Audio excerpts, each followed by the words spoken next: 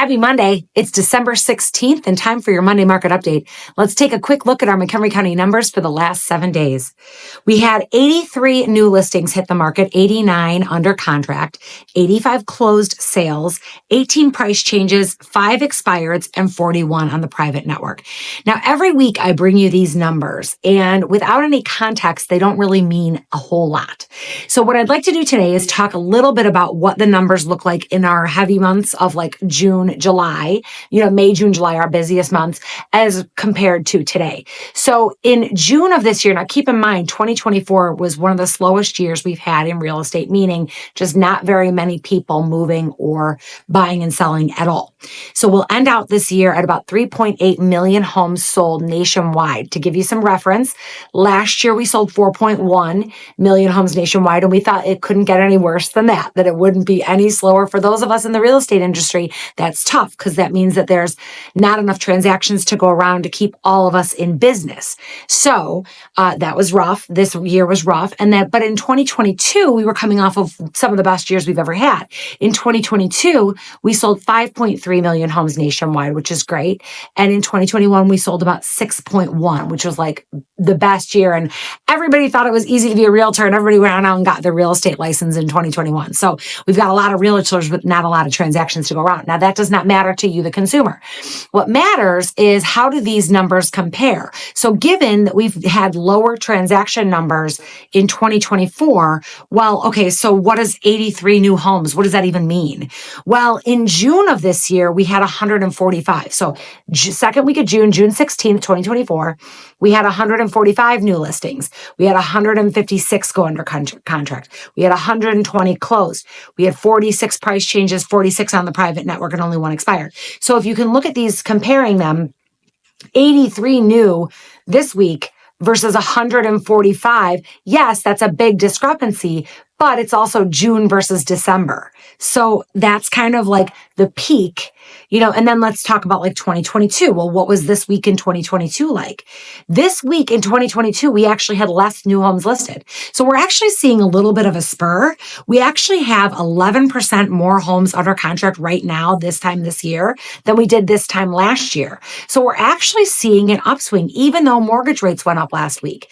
So we're seeing an increase in number of mortgage applications filed. We're seeing an increase in the number of pending homes. So this is what's leading us to believe that 2025 is actually going to be a great year for real estate agents, but also a great year for sellers and buyers, because really, you don't care how many homes are sold nationwide. That doesn't matter to you. What matters to you is if it's a good time for you to buy or sell.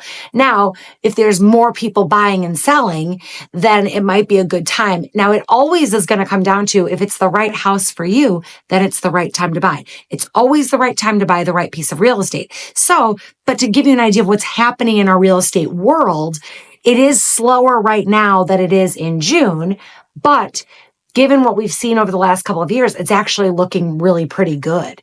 So that's what these numbers mean. In December 12th of 2022, we actually only had 76 new listings, 80 under contract, 87 closed sales, 40 price changes, and so on and so forth. So we actually have more this week, this year, than we did even in 2022. And in 2022, we sold 5.3 million homes nationwide. That was a great year for real estate, right? Everybody was buying. We also had very, very low interest rates. So we have higher interest rates right now, considerably more, but yet we have more new homes being listed. We have more homes going under contract right now, and we have more closed sales than we had this week in 2022.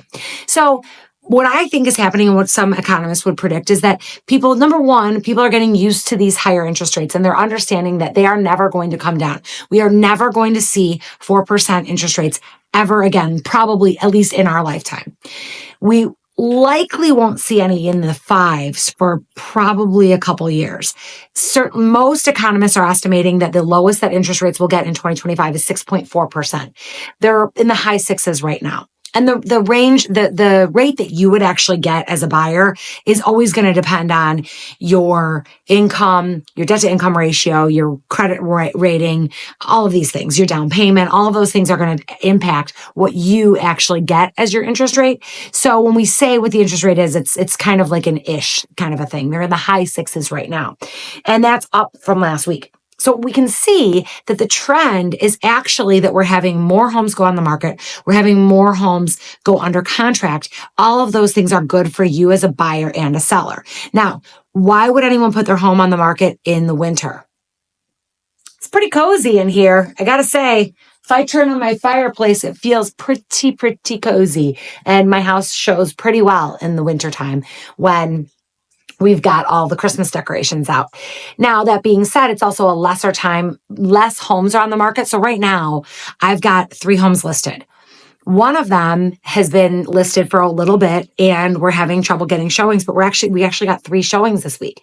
And it's a higher price. Higher priced homes are not selling as quickly as the lower priced ones, but we're actually getting more showings. So they're saying that the holiday rush that we actually get usually like the second week of January is coming early this year. And we're actually seeing it now, partially because it was so slow in October and November due to the election. So this time of year, a lot of people are with their families and they're all starting to talk about what is 2025 going to be like? What are we going to do in 2025? And if they're thinking that it's the year to move, they're actually probably on a lot of those online platforms right now, looking at homes online, anticipating what they might want to do in 2025. They also know that right now is going to be a less competitive time to get a house under contract. So yes, we might have multiple offers in this market today, but it's not going to be quite as crazy as it is in May. May, you might have 12 offers on a house. In December, you're probably, if it's a multiple offer situation, you're probably only going to have maybe 3 or 4. It's not going to be as crazy because there aren't as many buyers in the market. The same thing is true for you as a seller. There aren't as many homes on the market right now, so there's less competition. So maybe if you have some work that has to be done to your house, now might actually be an okay time to hit the market because buyers that are looking they know that it's a good time to buy. They might have a little bit more negotiating power. They also know that you might accept, maybe they have a loan that isn't as desirable as other ones. FHA and VA loans are harder to get accepted in the spring. If you've got 20 offers and 10 of them are conventional loans and 2 of them are VA and FHA, well, you might not know this as a seller or a buyer, but FHA and VA loans require more inspections. When they get an appraisal, that's actually like a second inspection where they're verifying that certain things are up to those particular loans requirements. So in May, if you've got a VA loan, it's tough. And that is a really crappy thing for our veterans, that they're trying to exercise something that they are entitled to for making a sacrifice for our country. And yet it's just not as desirable of a loan. When you've got 20 offers, you're going to pick the best one. And it's not always going to be the VA loan. So those are just things to keep in mind of why people would be transacting right now. It does feel a little bit more like a fair and balanced market in December than it will in May. In May, it's going to feel very much like a seller's market. Buyers are going to have very little wiggle room. They are going to have very little opportunity to negotiate. It is pretty much give us everything, just almost including your firstborn. Like, it's really hard for buyers in May. Right now, not so much. Not so much. So those are some things to keep in mind with what's happening with our housing market.